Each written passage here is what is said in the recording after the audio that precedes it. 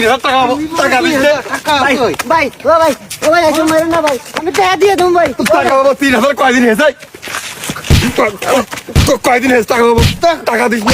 টাকা না দিলে আজকে তোর কেউ হাত পারবে না। না আরে শালা গাড়ি তো গাড়ি।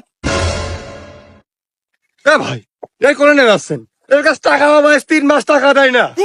হ্যাঁ ভাই, আপনি কয়টা পাবেন আর কাছ থেকে? আরে 3000 ক্যাশ টাকা, এই পাবে 2000।